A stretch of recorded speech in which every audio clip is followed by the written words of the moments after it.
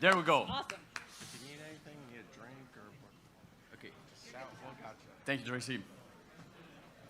All right. Just how to disappear this.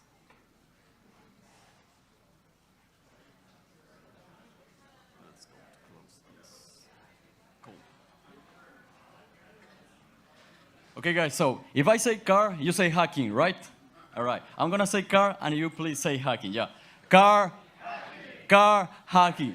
Kia, Moto, Chevrolet, everything is vulnerable. Car, hacking. Car, hacking. Hyundai, Kia, 0 days, and all over the world. So welcome to this presentation. I'm very happy about that. It's my first Summercon. It's my first time in New York. I traveled like 20 hours to stay here. I traveled from Europe, from very, like the Eastern Europe part, from Budapest. I have layovers in many countries, and finally I arrived very safe. So thank you, God, for allowing me to stay here. And let's go. Do you know, just like to do like an introduction, do you think, please get up your hands, and do you think that it is possible to do a firmware without touching a chip? For example, here are many hardware hackers, I think so. Do you think that it is possible to do a firmware without touching the chip, without like literally touching the chip? How do you think that it is possible? Okay. I am going to show today for first time some CVEs that I discovered dumping the firmware without touching the firmware, without touching the chip, right? So, okay, I'm going to show the back history about that, the remote keyless entry system recognition phase. Okay, we are going to hack a key fobs remote keyless entry system. I'm going to show the voltage fault injection attempt. After that, the key fob chip firmware dumping through radio frequency analysis, the STM8 firmware dumping through radio frequency analysis, plus unlock key cards in the hood. This research I did when I was living in Ecuador. I am from Ecuador, but I live in Europe right now. So this research was executed in Ecuador. So everything started in 2025 through this CVE that was like unlocking some Kia cards from that I discovered how to unlock Kia cards without user interaction. In 2022, this was affected in Kia cars that was in the year 2020 to 2025. As you can see, the CVEs SS score is 9.4. It was very dangerous. So let me show you what I am talking about. So basically, I discovered a way to unlock some Kia cars. Right now, this was patched, so it's okay if I show. I discovered a way to unlock some Kia cars. And I present this at DEF CON in 2024, right? So basically, I just put the exploit, the hack RF, and right now the car is locked, and pay attention to the lights of the car. And this is a public car. Yeah. Okay, so this, bro, I pick up a random car in a garage, in a public garage in Ecuador. And of course, I record my own car. This was my last car. I sold this vulnerable car because it was very vulnerable that I take the decision. I took the decision to sell. Anyway, so this is my own car. So basically, this was the video that I showed at the. Okay, let's try to put here. So, okay, after show these vulnerabilities, the Kia Tier 1 contacted me in order to do a pen testing into the new rolling code, the new key fob, like the remote keyless entry system that will replace this entire system that was very vulnerable. So, some guys saw that video and saw that part that I pick up this from the car, because this is my car. So I was not stealing nothing. I was not stealing from the car. So it was because it was my car. So this result was like, this vulnerability was very famous, and also I was able to inject a backdoor in order to unlock the car with my own code. It was very fucking vulnerability. So I was hired by the Kia supplier tier 1 to audit the new rolling code that will replace this, right? And I have like around 15 days of research to do that. And after that, I needed to present the report, right? So in 2025, I show on site in the Kia supplier tier 1 the vulnerabilities that I discovered in the new remorque license. So right now, I'm gonna show these vulnerabilities with you for first time, a full disclosure, right? Okay. So who am I? I am automotive security researcher at PCA Cybersecurity in Budapest, Hungary. I'm a member of the DEFCON Car Hacking Village. I am the founder. I invite you, by the way, to this conference. It's Pound or Die. It's a conference that I created in Ecuador. It's a very cool conference. It's like underground conference. We don't allow like police people and so on. Eco Party Car Hacking Village. Also, I invite you guys, Car Hacking Village Budapest, and right to find a hackerspace in Budapest. Okay. So just an introduction about the rolling code for the people that don't know about the rolling code. When you press the key fob of your car, each time that you press the key fob of your car, you generate a new code. It's not a fixed code. It's like this code have a counter, have a random part, and after that, if you press another time, you generate a completely different code in order to avoid replay attacks. Because what happens if I sniff and I replay? Of course, that will be vulnerable. So the way like the attacks, the man in the middle attack is jamming this. What happens if I jam in this signal and I pick up and I install this signal and I replay? Also, this is possible, of course. All the cars are vulnerable to this. So this is the image that show this roll. The name is roll jam attack. So basically, it's very easy, like rolling code. Codes that are different each time that you press the button. Okay, so let's go to check the components. So this was like the key fob. As you can see, we have the chip that transmits the rolling code, the oscillator in 453 megahertz, the ASK modulation, and the 3.3 volts. So pay attention to this chip because this is not public data sheet of this chip, not public data sheet at all of this chip. And the manufacturer was Fremont Micro Devices. This was the oscillator. I verified the frequency, 433.92 megahertz. And this is the electronic control unit that is connected to the body control module into the car. And as you can see, what we have here, if you pay attention, we have a STM-A microcontroller. And that's very dangerous for the hardware hacking people. It is very dangerous because we are waiting like microcontrollers like 3-core or Renesas, like are very secure about glitching attacks. Okay, so I saw this STM-A microcontroller and say, oh my God, that's very dangerous. I was thinking about like dump the firmware with voltage glitching. Because if you pay attention, the antenna that received the rolling code is in the corner in the up part, and it's connected to this chip. This is 509R. This process the data, and the data output of these chips go to the STM-A microcontroller, right? Yeah, so this is the chip that processes the data that come from the antenna, and from the pin 5, we have the data output that go to the STM microcontroller. This is the rolling code output that go to the STM-A microcontroller, right? So here we are sniffing. So this electronic control unit is into the car connected to the body control module. So pay attention to that. Okay, so no data sheet of the key fob, no rolling code frame information at all of this feature of this board, key fob, and so on. So what are the options to know the rolling code algorithm? Of course, the first option as a hardware hackers is like a voltage fault injection, a glitching attack, right?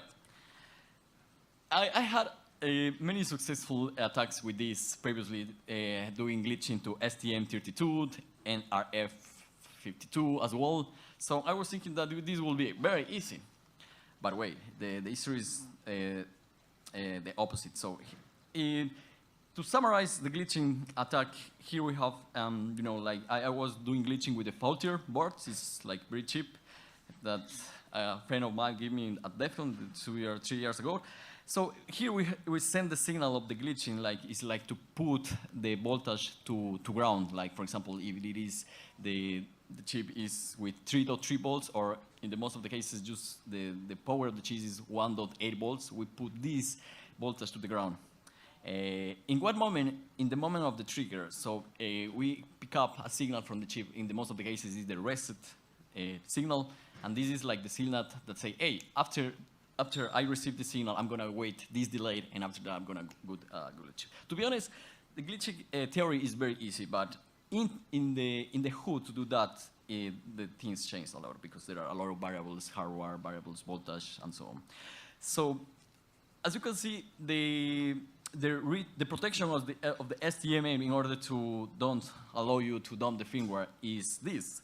Is an option byte that it is in one part of the flash memory that I'm going to show in the next slides, that have this value in hexadecimals, like AA. So if the chip have this configuration, basically you cannot read, you cannot install the firmware, and of course all the embedded devices with STM have this feature.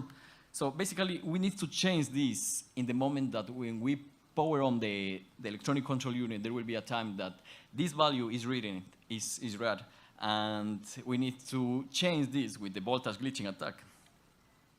And as you can see, here is the part of this option byte that is read in the boot process.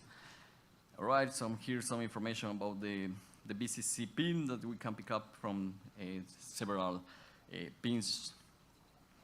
Here we have the BK pin is the capacitor that regulate the voltage. So we're gonna glitch this part, 1.8 volts here. That is the entry to the MCU. And it was very interesting because the reset pin here is a negative. It means like in order to reset the chip, we need to put ground this pin because it's negative reset.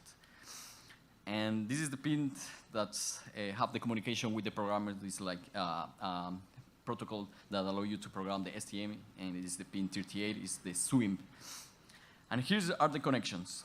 SWIM, RES, and GND, you connect.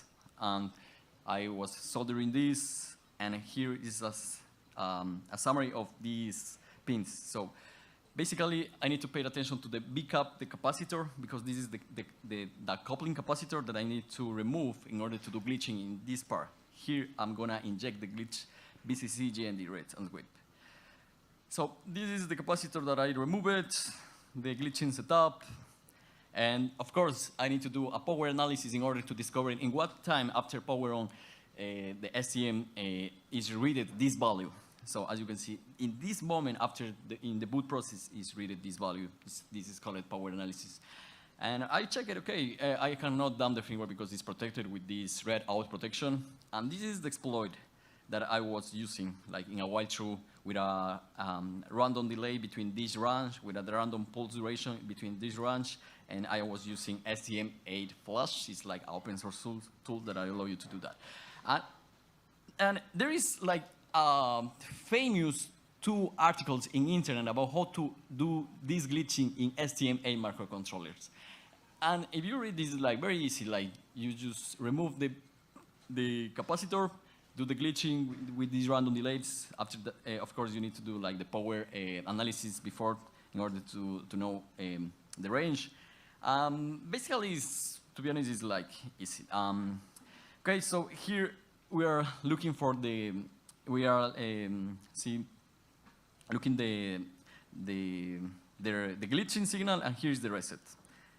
Here's the glitching signal, the reset. And what is going on? Like, this was the expectation. Like, okay, in the left side here, we can see that someone was able to dump in one day, in less than 5 hours, was able to dump the STM firmware. But in my case, I have this error. It's SWIM error 016, like in decimal. And just to remember, I have 15 days to do this research. Just 15 days. It's like I didn't have like too many time to do this research, right? And I was trying this for a week, and I also was reading the code, the error, and for some reason the error 16 was not in this STM8 Flash open source tool that allow you to dump the firmware, to read or program the STM8.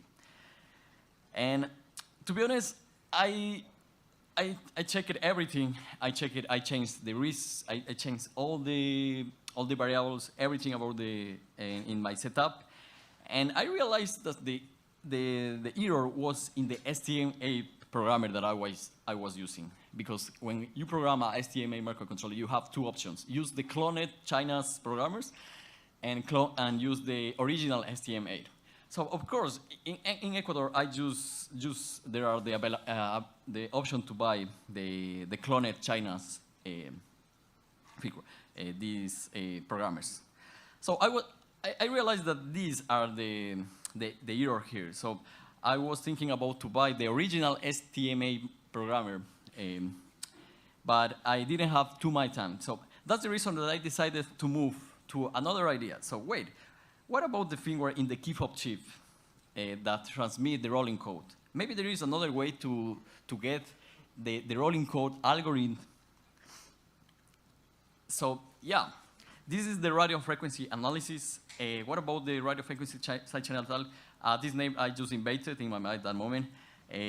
What about if I can dump just sniffing the error? So I started thinking it is possible to get the rolling code algorithm just through radio frequency analysis. So why not? In the worst cases, I just will lose time. So okay, let's go to dump the firmware. Just listen in the error, guys. I'm gonna show for first time this way this way of attack, maybe.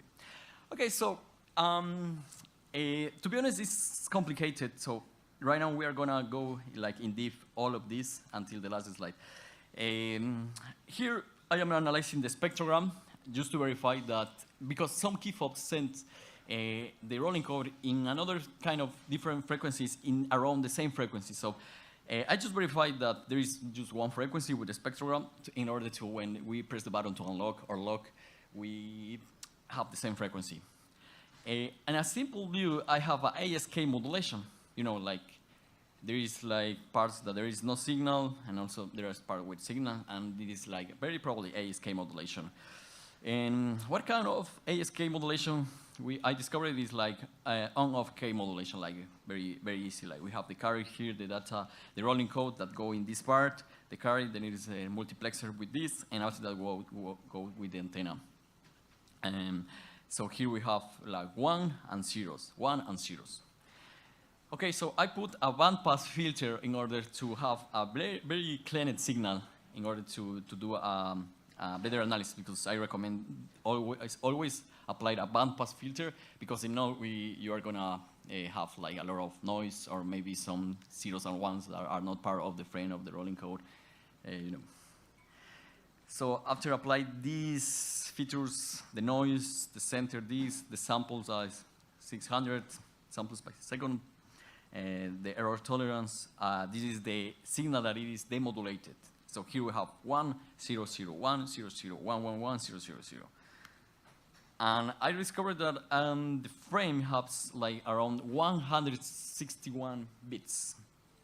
So just using HackRF, SDR device. I didn't put in the slides the setup, but it's using a SDR. You can use any SDR device. I was using the HackRF, okay, but you can use Blade RF, any SDR device.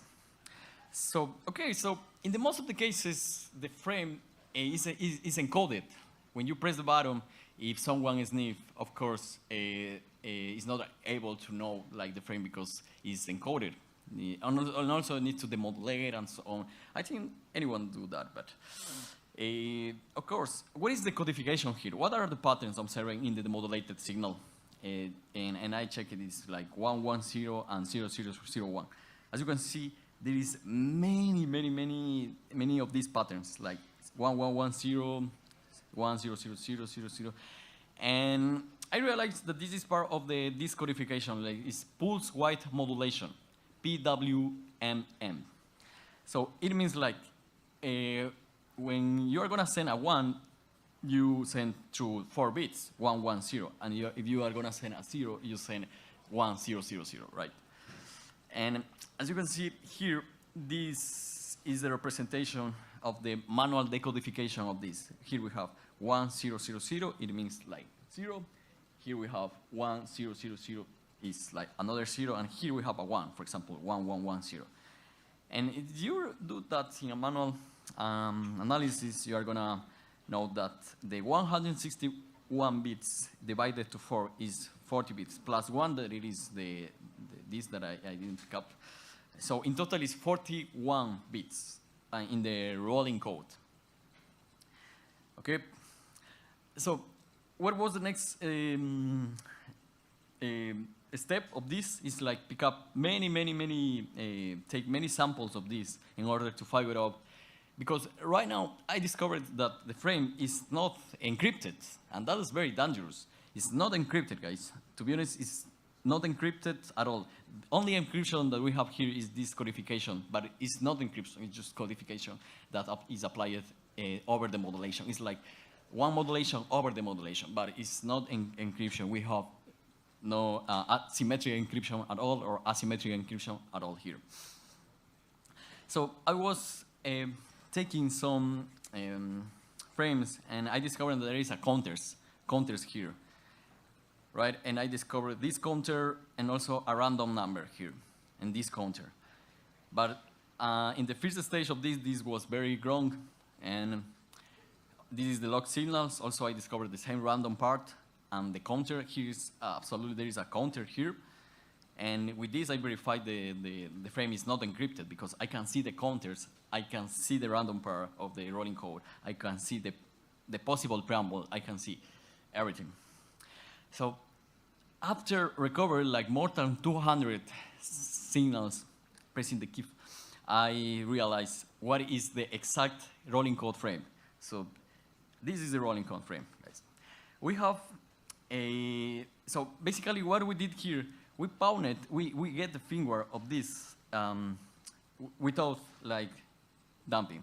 But of course, with this, I use this approach in order to, I'm gonna show in the next slides how to dump the firmware of the STM8 that was like the main goal. Anyway, here's the rolling code frame, guys. Here we have the random part is 6 bits. Here we have the down counter that go from 3 to 0 in one step. Here we have another counter that is an up counter that goes from 0 to 255 because it's 8 bits, each 6 steps. Here we have another counter, is 16 bits, and this is the main counter that each time that you press the key fob button, this counter go up. This is the slowest up counter that depends of the C1 up counter. So after this counter finished, and this counter is go in steps of 2. So many counters, a random part, and a random number. Here's described what I said. Okay. So I create a pseudocode that how this rolling code is generated. So here we have 2 for loops, right? That this is the counter C3. Here we have the counter C1, and into these runs, these 4 loops, we have another 2 counters that depends of the previous counters. And after that, here is generated a random number, and this random number is added in the rolling code. So in the last step, the rolling code has the random number and 1, 2, 3, the 4 counters. And so this is like a pseudocode of the assumption of this chip that right now is dumped. So it was cool. So right now, let's go to STM8 firmware dumping to radio frequency analysis as well. So, okay, right now I could communicate with the STM8 because right now I discovered the way to create the frame that it is able to communicate with STM8 chip. So right now I can communicate, I can say hello to the STM chip because, and this hello will be processed with the STM chip, right? And what is my debugger? My debugger is the sound of the horn and the sound of the car lights because yeah, to be honest, this is the only debugger that we have. And so, yeah. The strategy is look for the receiver validations. So I create this in GNU Radio. So I create this block that is brute force. In this block is the magic. It's like here we have the brute force that do brute force to the random part. Because what happened, like the random, in order to unlock the car, I have everything except without just the random part. So that's the reason that I create this in order to do a brute force attack to the random part. And as you remember, it's just 6 bits. It's just 6 bits, like very dangerous. So I added here also the PWM codification, and here we have the OOK modulation. And with this feature, I can communicate with the STMA microcontroller. I added this to my previous tool that I showed with this at DEFCON, in DEFCON 31, the AutoARP Killer. This is an open source tool, but right now this feature is not integrated because, of course, maybe there is a lot of black hat people in over the world, and I don't want to see many cars stolen. So what is the setup? I send arbitrary message and see the reaction of the system. So I can communicate with the STM8, okay, with arbitrary messages. Well, this is the setup. The debugger is the home. I can send arbitrary messages and check the validation exists. So this will be like the strategy in order to damn the firmware, because basically, what is the firmware? In the firmware, there is like a if validation. If is like, if this frame is the frame that I was waiting, let's go to unlock the car, okay? Easy. So, in order to discover more validation, I put like a brute force validation in order to put many arbitrary signals in order to discover, in order to figure out the firmware. And I validate, and let's go to check what I discovered. In this process, I discovered 3 vulnerabilities, three ways to unlock the car without the key fob. And these are the 3 CVEs I'm going to show in the final slide. So there's 3 ways to unlock the car without the key fob. So one is the rollback. That the people that don't know about the rollback is like this is a vulnerability, it's not attack. So if one car is vulnerable to this, this should be reported. So what is going on is like you send a signal in order to resynchronize the counter of the receiver, in this case of the electronic control unit that is the receiver. You send a signal to resynchronize the content. And what it means, like when you press the key fob, there is a counter always that is saved in the memory, and in the flash memory of the STMA microcontroller. And this counter don't allow you to do replay attacks. Because what happens if you send a signal that was already used with this counter, basically is not allowed because the counter is, for example, the counter is N, right? For example, 100, let's say 100. What happens if you send a signal with a counter 99?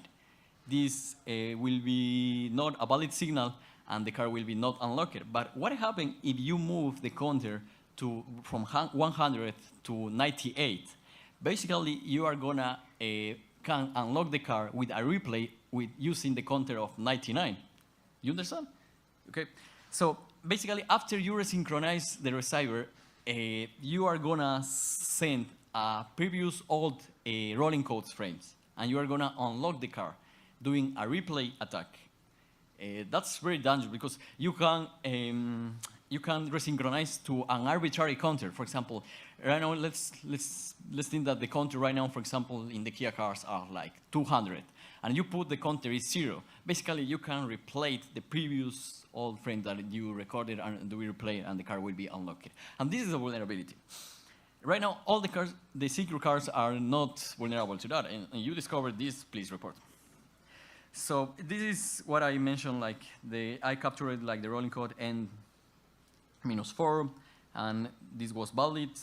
Also, I captured I sent the previous the counter N-15, and this was valid. So it doesn't matter if there is a consecutive counter. Just you need to send a counter that is minor than the current counter, and that's all. I integrated this to my tool. And let's go to see very fast. I don't know if the internet will help me. Oh. Roll back.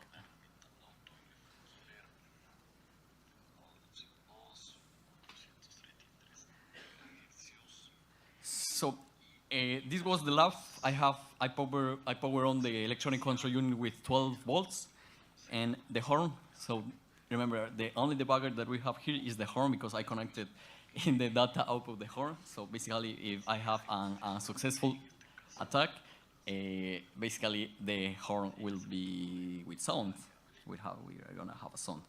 So as you can see, I put this, yeah. I don't know if you listen, but I listen here. So this is the rollback vulnerability. Thank you. So, okay, the key fob was cloned. Right now, I can do replay attack with this, and basically, I don't need anymore the key fob, right? So, basically, this was the one way to unlock the car. The another way is to brute force attack to the random part of the rolling code. So, this is unlocking the car with brute force. So, remember, we have 6 bits and 6, we have 64 possibilities of random codes. And I can unlock the car in less than 1 minute because do a brute force attack to just 6 bits is very fast. In the DEFCON presentation 2 years ago, I was doing like brute force to more bits. And I have experience doing brute force to random frequency. So for brute force for 64 is very fast. It's like in less than 1 minute, right? I added this to the tool, to AutoRF Killer. And let's go to check. So this is the setup, right? Let's go if we can put here, because. So what is the attack? I sniff one frame, and I do the demodulation, the decodification, and I get the counters. What I did is like I create the frame with the counters +1.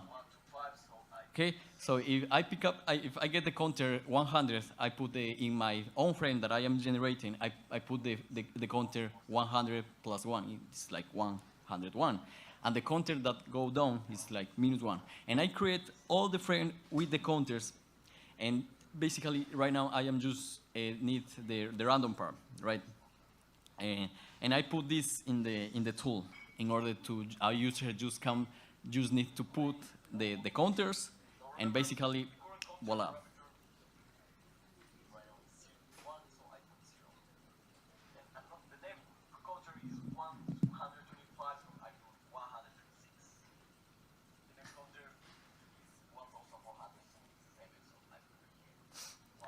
By the way, here are the key fobs that the Kia Tier 1 gave me to do this everything. So I didn't buy nothing. Also the horn was with the Kia gave me everything. So this is the setup. Right now I put the plate to the brute force. I don't know if you're gonna listen, but There we go. yeah. You know. So the system was unlocked. So basically, that's very dangerous. Do you want? I can show here like how the tool looks like. Terminal. Perfect. So right now I have the current counter are 4 counters. The first one is in descent order, and the another ones, the second, and the 2 and the 4 are in normal order counters +1 +1. You know. So I put the option number 1, brute force to the rolling code. The current counter is 1, so the next will be 0 because this is descent order. Okay. Right. The 8 bits counter is As you can see, I put just the 1 to 5, counters. so the next one. Let's go to see this part. 1. Those are each signal. I put all the counters. I put the frequency. For example, in the case that you have So uh, I'm going to another key fob that works in another frequency, you can put megahertz a custom frequency. 1, 2, 3. So yeah, come on. Yeah, this is the brute force attack, guys. And okay, so let's go to the streets to unlock some cars. So do you know what? I discovered that this algorithm is using in another cars, and I'm gonna show in the next slides why.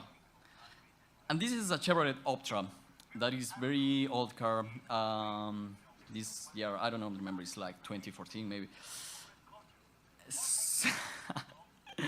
So basically, I always, all of these rehearsals, I go to the public parking garage and I just ask for the people, hey, I was wondering if do you want to know if your car is vulnerable or not? Of course, I have like a criminal face, like a Latino guy, yeah, you know. And the people say not. And the people say, oh, no. After that, I use, I had when I was in Ecuador, I have a girlfriend. And of course, my girlfriend was helping me to do this approach. And of course, my girlfriend didn't have a criminal face like me. So let's go to see this attack in this Chevrolet Optra, guys. I previously record the sniff, and basically I put this all that you saw in the previous slides. I put this, and basically let's go to wait to unlock the car. So what is going on? Like the electronic control unit send the signal into that is the receiver, send the signal to the body control module, and the body control module communicate through CAN, and this communication allow you to unlock the car. And so the setup that I was doing in my lab with the horn is enough to verify this. But of course, when I send the vulnerabilities to ASRG, what is ASRG? Is Automotive Cybersecurity Research Group. That is a no-profit company that allows you to report vulnerabilities, and they communicate with the cars manufacturers, because if not, it's very difficult. As you can see, I don't know if you see, guys, but there was like a light there.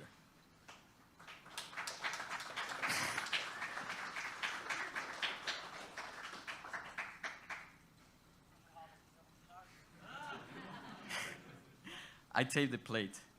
This was in an airport. I was traveling to Argentina, to Eco Party. I invite you to Eco Party, by the way. It's a very cool conference. We have the car hacking village there with a lot of drinks, a lot of alcohol, a lot of hackers, a lot of good shit. So this is a car, and as you can see, it's a Mazda. So I discovered, remember, this algorithm is used for many cars.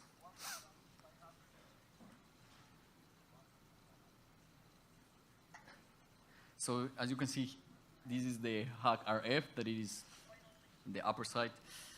And here we have the laptop.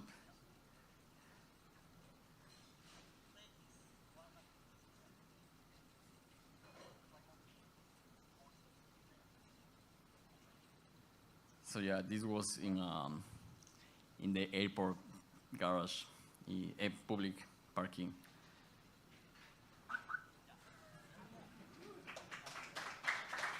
Yeah. So guys, if you have a malicious mentality like me, you are gonna discover that if you join the brute force attack with the rollback attack, you can clone the key fob, because remember, the rollback attack allow you to clone. And what happens if you have one valid signal, and after that, with the brute force attack, you're gonna have one valid signal allow you to unlock the car. And what happens if you join this with the rollback attack? Basically, you can clog the key fob. I'm not gonna show this because it's of course it's obviously. But anyway, the video is there. What is this video? Okay, this is important information that I discovered. The rolling count frame is not encrypted using eyes, using nothing. The offset between two key fobs to unlock the signal is constant, because X unlock to unlock, and the lock counter is with another offset. The receiver unlocks the system if the counter receiver is constant, is equal to lock counter, and so on. But I'm gonna show this in this. So after all these validations, remember the STM-A microcontroller is like running a while true, because it's a microcontroller that someone programmer is a while true listening for the rolling code. And this is one validation. So right now I discovered how this is working. And also with the rollback attack, I discovered the vulnerability. So I create this pseudocode of what is running in this STM-A microcontroller. So what we have here is a variable that it is saved the last unlocked valid frame. Here we have the current counter that it is recovered from the last unlocked valid frame. This is the while true. So the new received frame, the function that process the frame that is receiving the 400, that is listening 433 megahertz. And here we have the random number that is recovered from the new received frame. And the random receiver number, this is not correct, but I just added in order to explain, to get the random number through the expected frame. And here we have the validation. If the frame is major or equal to the current counter plus 1, and the random number is equal to the random receiver number, let's to unlock the door.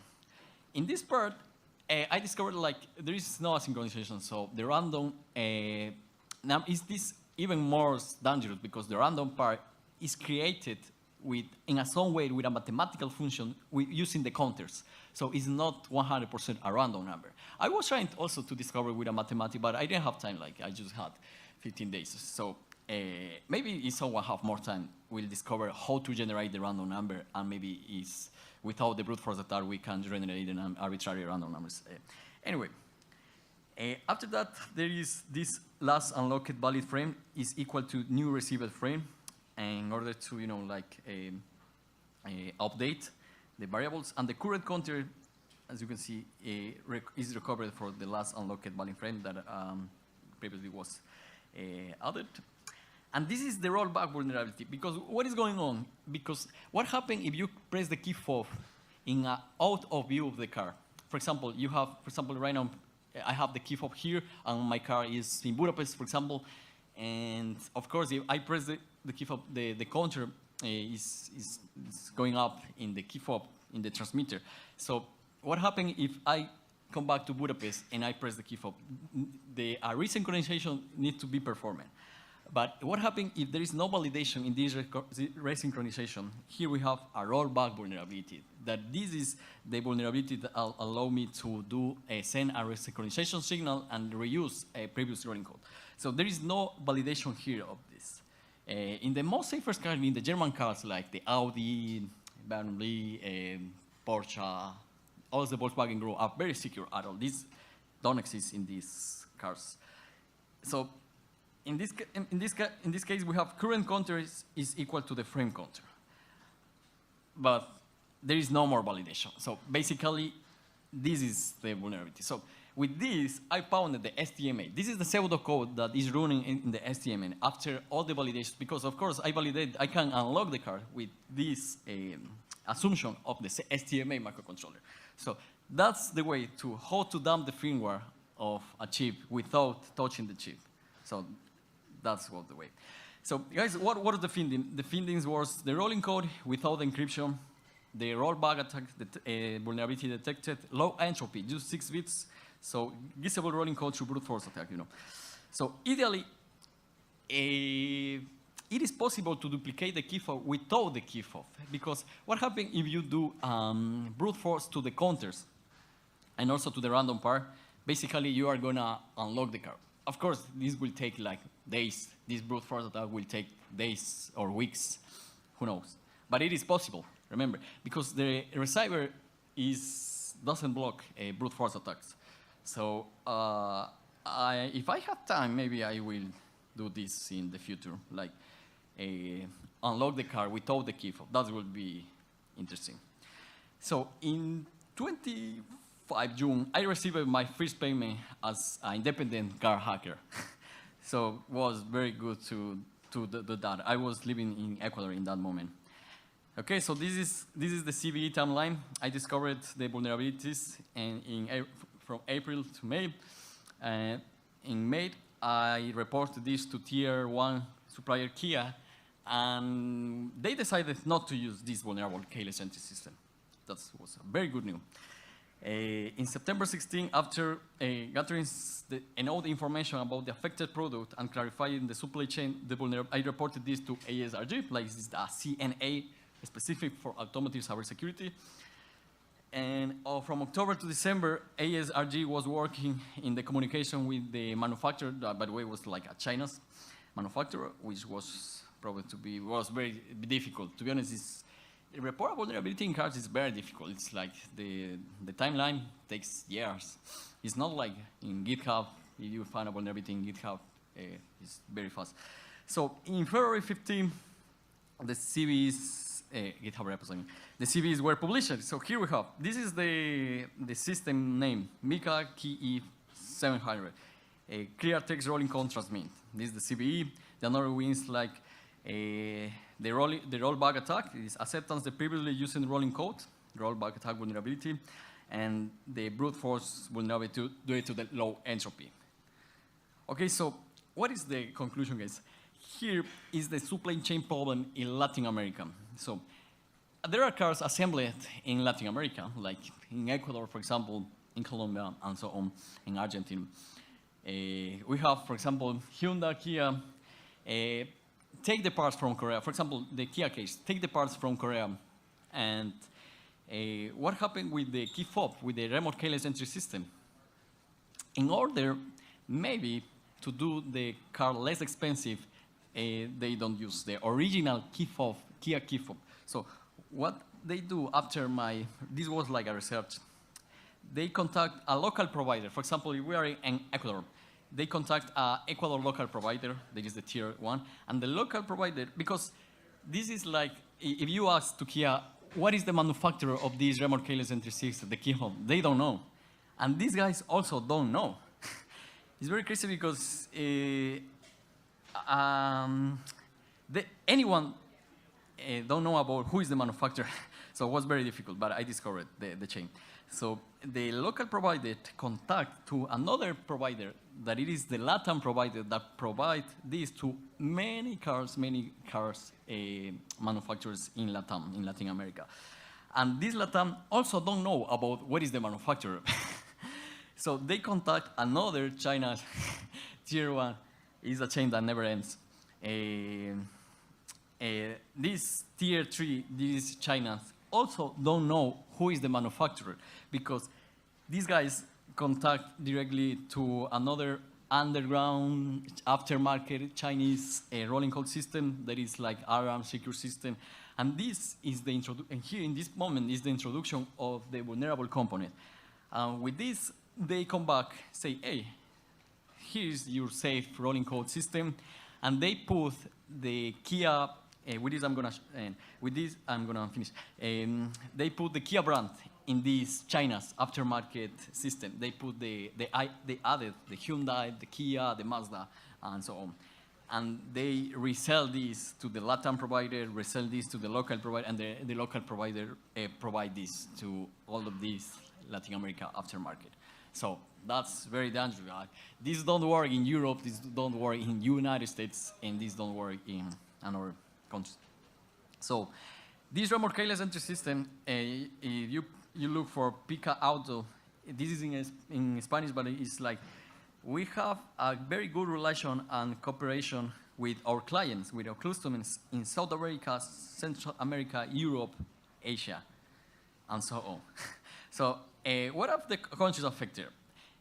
Many people, when his key fob is not working or is very old, they buy aftermarket key fob.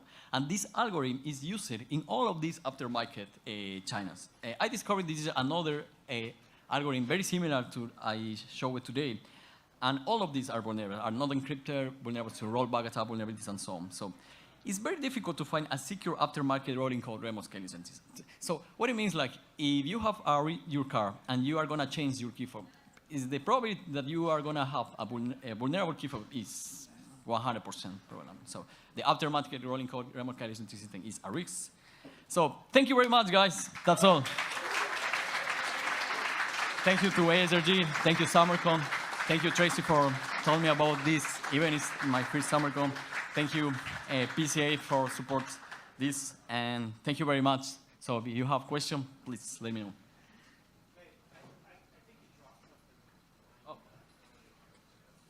Oh, it's about keep calm and order a Danilo. Okay, any question?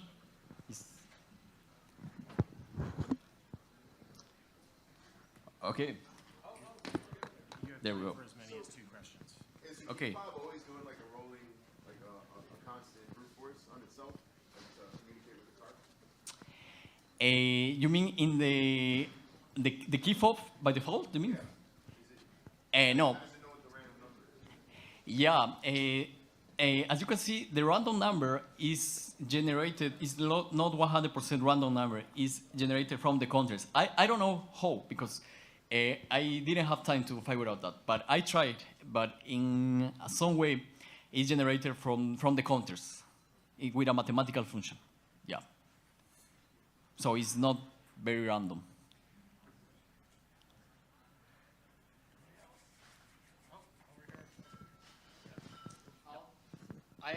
Oh yeah. Hi. So I'm gonna sneak in just two short questions.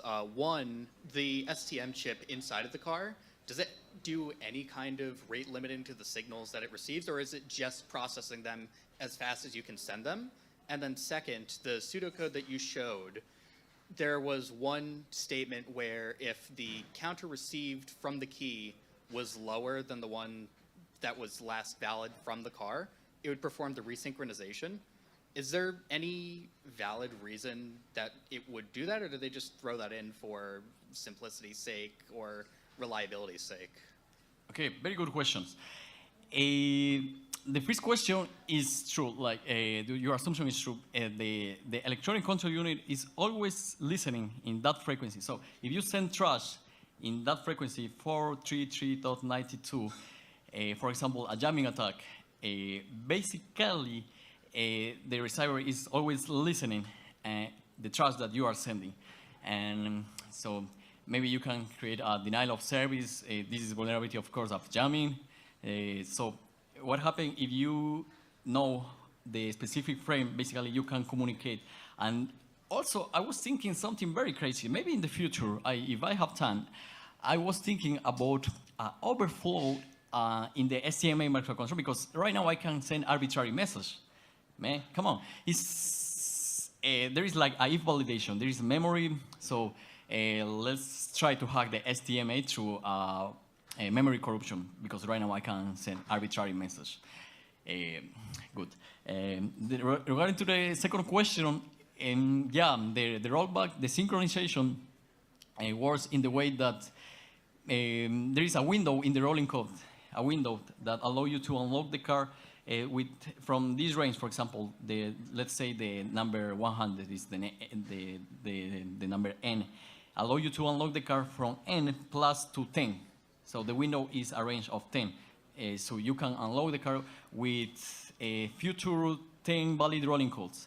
And this window is moved in order when there is a synchronization when the counter of the transmitter counter send a counter that it is not in that range. It's not in that window. For example, the window was just 10 future valid rolling codes.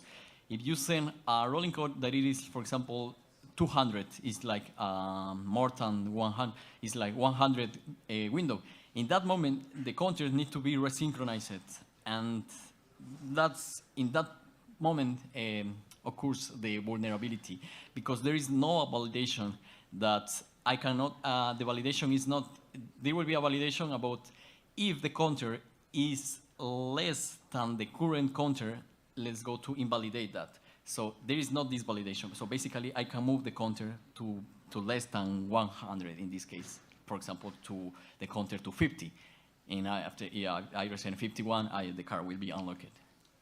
Got it. Yeah. That makes sense. Thank you. Thank you, guys. I appreciate it.